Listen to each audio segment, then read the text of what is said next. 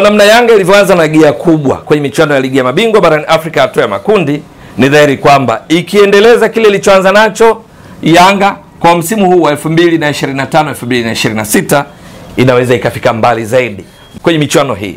Mbali kwa maana ya robo finali, nusu finali na hata finali ikitokea, wala sio jambo la kushangaza endapo tu itadumisha kile ambacho ishakionyesha mpaka sasa. Ni kwa sababu gani?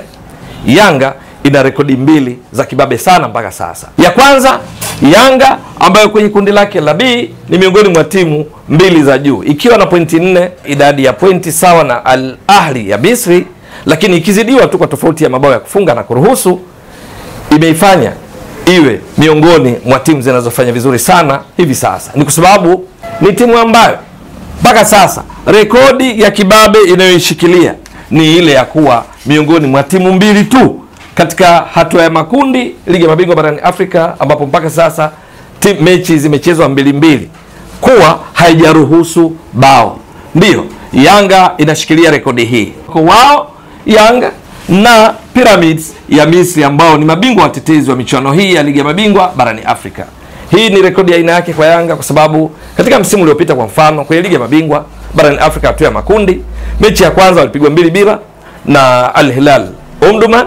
Halafu mechi inayofuatia walipigwa tena 2-2 na MC Alger kule nchini Algeria. Kwa hiyo ilianza kwa kuruhusu mabao 4, ilianza kwa kufungwa mechi zote mbili, lakini hivi sasa imeanza kwa ushindi. Katika mechi ya kwanza wakashinda bao 1-0 dhidi ya FAR Rabat kwenye uwanja wa Nyumbani Complex visiwani Zanzibar. Mechi ya pili dhidi ya JS Kabylie kule nchini Algeria ikaisha kwa suluhu 0-0. Kwa hiyo Yanga haijaruhusu bao kama ilivyo kwa Pyramids. Hii ni rekodi ya aina yake kwao Yanga, lakini kwa msimu huu ni timu mbili tu mpaka sasa miongoni mwa timu 16 kwenye hatua makundi hazijaruhusu bao. Hata msimu wa 2023-24, msimu ambao Yanga walikwenda mpaka katika hatua ya robo finali ligi ya mabingwa barani Afrika, wakatolewa kwa mikwaju ya penalty na Mamelodi Sundowns ya Afrika Kusini.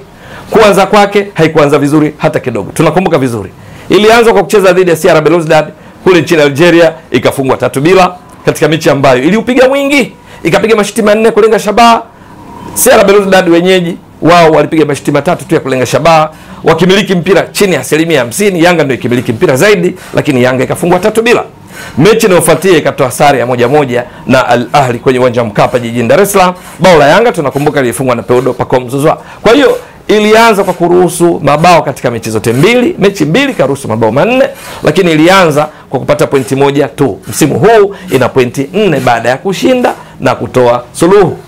Sasa rekodi nyingine ya kibabe ya Yanga ni juu ya namna ya kushambulia. Yanga ndio timu hivi sasa inaongoza kwa kupiga mashuti mengi ya kulenga shabaha kuliko timu yoyote miongoni mwa 16 za hatua makundi ligi ya mabingwa barani Afrika. Kwenye makundi yote ya A, B, C, D, Yanga ndio vinara kwa kupiga shots on target. Hapa tunazungumzia shots on target, ambapo Yanga mpaka sasa ishapiga mashuti 12 na ndio inayoongoza, ikifuatiwa na timu ya JS Kabylie ambao wao wana mashuti 10. Halafu kuna Stade Malien yenyewe inashika nafasi ya 3, Stade Malien ikiwa na mashuti 9 mpaka sasa katika mechi mbili. Na Yanga imepiga mashuti 12 ya kulenga shabaha baada ya kupiga mashuti 24, ambayo maana yake ni kwamba 50% ya mashuti yote wanayopiga yanalenga shabaha. Hii ni achievement, ni mafanikio makubwa mno katika mechi mbili za kwanza katika kushambulia. Kilichoathiri Yanga kwa msimu mpaka sasa mechi mbili kufunga bao 1 tu licha kupiga mashuti mengi haya ya kulenga shabaha 12 ni umahiri wa golikipa Reda Ahmed Tagnut wa FAR Rabat katika mechi ya kwanza Nyumbani Complex pale visiwani Zanzibar. Yanga ilipiga mashuti 9 ya kulenga shabaha. Kwa ujumla ilipiga mashuti 15, 9 sawa na 60% ya mashuti yote ya kulenga shabaha. Golikipa Reda Ahmed Tagnut wa FAR Rabat akacheza saves 8 na hivyo Yanga kupata bao 1 tu. Reda Ahmed Tagnut akawabania Yanga kuwafanya wafunge bao 1 licha ya jitihada kubwa alizozifanya katika kuweka mpira wavuni. Sasa Yanga ndio timu inayoongoza kupiga mashuti ya kulenga shabaha. Sijazungumzia mashuti ya jumla. Mashuti ya jumla ni 24, lakini kulenga shabaha ndio yanaipa heshima zaidi. Cha kushangaza kwamba Yanga imebadilika mno. Yanga sasa imemachua katika kucheza mechi za hatua ya makundi ligi ya mabingwa na kuendelea, lakini kwa mechi mbili za kwanza ambazo wakidumisha uimara huo watafika mbali, naona ni kwamba Yanga haijihusishi tena na pira sambusa, soka biriani kadhalika. Badala yake Yanga inacheza kimahesabu sana. Kwa neno sahihi wanaolitumia wenyewe, pira science ndio linalowabeba Yanga, kwa sababu wao si miongoni mwa timu zinazomiliki sana mpira. Msimu uliopita Yanga licha kuishia hatua ya makundi ni timu ya pili kwa wastani wa kumiliki mpira pa mechi. Namba 1 ilikuwa Mamelodi Sundowns ikimiliki mpira kwa wastani wa 64% msimu uliopita pa mechi. Nazungumzia wastani umiliki wa mpira kwa mechi. Mamelodi iliyofika finali ilikuwa inamiliki kwa 64%, ilikuwa namba 1. Namba 2 ilikuwa Yanga ya Tanzania ambayo kwa wastani ilikuwa inamiliki mpira kwa 59%. Mamelodi Sundowns pa mechi ilikuwa inapiga pasi 451 zinazofika. Yanga kwa wastani ilikuwa inapiga pasi 362 zinazofika passes, na hivyo Yanga ikawa miongoni mwa timu zinacheza soka la kuvutia. Lakini mwisho wa siku ikaishia hatua makundi ikifunga mabao 5 ikiruhusu mabao 6. Msimu huu Yanga chini ya Pedro Gonçalves, kocha raia wa Ureno, imekuja kikubwa sana. Haijihusishi na umiliki wa mpira, inacheza mpira kama ule ambao timu za kaskazini mwa Afrika hucheza mara kwa mara, kwa maana timu kutoka Libya, kutoka Tunisia, kutoka Morocco, kutoka Algeria, kutoka Misri, kwamba unaweza kaachiwa mpira wewe umiliki, halafu wao wanafika zaidi na kukudhuru. Ndicho Yanga wameonyesha katika mechi mbili, kwa sababu wastani wa umiliki wa mpira katika mechi ya kwanza waliocheza dhidi ya FAR Rabat, Yanga walikuwa wanamiliki mpira kwa 51% baada ya mechi kukamilika. Hawa FAR Rabat walikuwa 49%. Lakini mechi dhidi ya JS Kabylie, Yanga dhidi ya JS Kabylie ikiwa ugenini ilikuwa inamiliki mpira kwa wastani wa 37% tu, huku wenyeji JS Kabylie wakiwa wao 63%. Hawa ni Yanga wakiwa ugenini kule Algeria. Kwa hiyo kwa ujumla katika mechi mbili kwa wastani possession Yanga inamiliki mpira 44% tu, ikiwa ni miongoni mwa timu 5 zinazomiliki mpira kwa kiasi kidogo.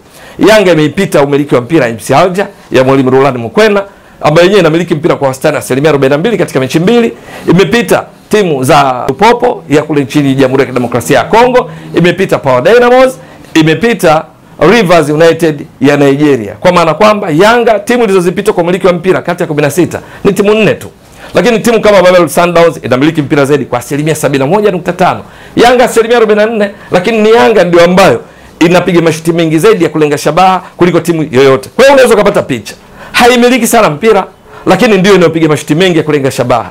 Ni kwamba inacheza kisayansi sana, kwamba katika muda mfupi inaupata wa kumiliki mpira, pasi zake zinakuwa direct, za moja kwa moja, wanafika zaidi kwa wapinzani na kufanya majaribio badala ya kupiga sideway passes, pasi za kushoto kulia nyuma. Sasa sifa hii ndio ambayo timu ambazo hufanya vizuri kwa michuano ya CAF, Ligi ya Mabingwa na Kombe la Shirikisho hucheza namna hii, kwamba hawajihusishi sana na mpira wa kuvutia bali kutafuta namna ya kupata matokeo. Yanga wamedhihirisha hilo katika mechi mbili. Swali ni kwamba je, ubora huu katika kuwadhuru wapinzani, kucheza pira science chini ya Pedro Gonçalves, watauendeleza katika mechi 4 zilizobaki? Maana wana mfupa mgumu dhidi ya vinara wenzao kwenye kundi lao la B, Al Ahly, mechi za nyumbani na ugenini, halafu wana mechi ya ugenini dhidi ya FAR Rabat kule nchini Morocco, halafu wana mechi ya nyumbani pia dhidi ya JS Kabylie hapa Tanzania baada ya kucheza nao na kupata suluhu kule nchini Algeria. Yanga inatia matumaini kutokana na kile inachokionyesha uwanjani. Ewe mtazamaji wa Mbwaduke Stats Sport Next Level, endelea kuunga mkono channel hii kwa kuhakikisha una subscribe, una share, una like na kucomment. Mwasilishaji wako ni mimi Ramadhani Mbwaduke almaarufu kama Mzee wa Data. Shukrani jazilan. Bye bye.